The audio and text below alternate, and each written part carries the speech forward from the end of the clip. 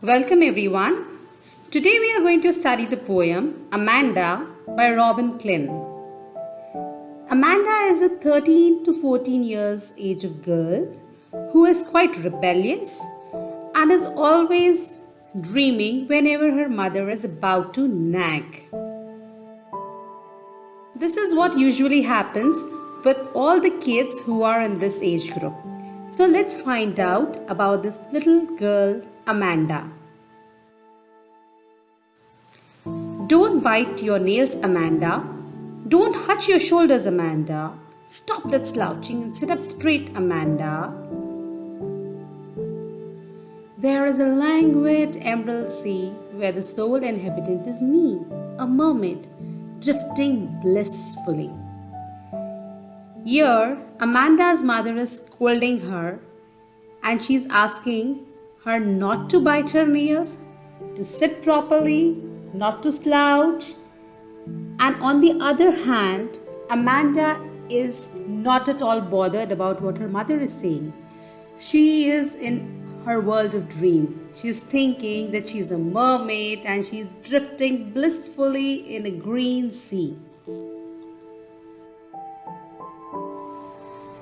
Did you finish your homework, Amanda? Did you tidy your room, Amanda? I thought I told you to clean your shoes, Amanda. I'm an orphan roaming the street. I pattern soft dust with my hushed bare feet. The silence is golden, the freedom is sweet.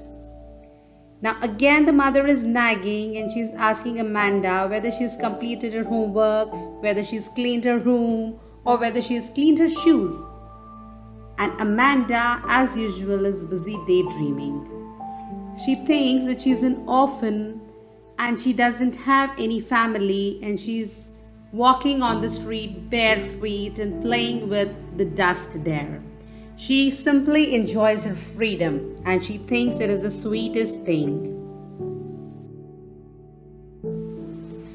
Don't eat that chocolate, Amanda. Remember your acne, Amanda. Will you please look at me when I'm speaking to you, Amanda?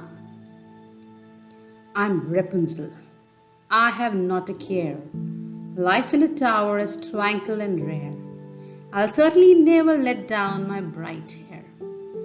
Now the mother is scolding Amanda and asking her not to eat any chocolate because she has got acne.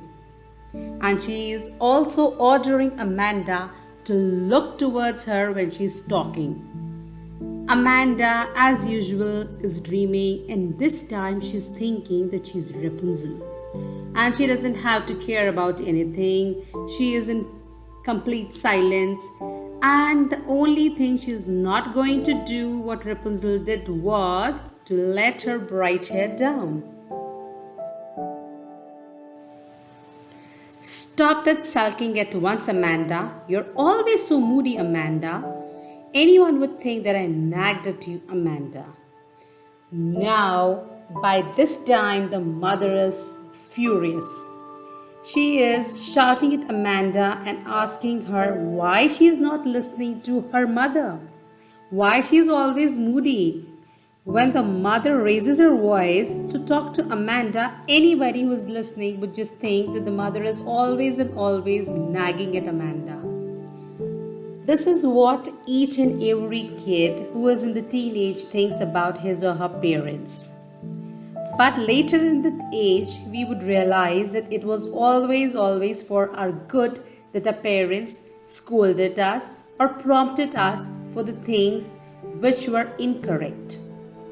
We definitely learn by our mistakes, but our parents are the ones who are there to correct our mistakes and guide us at every step.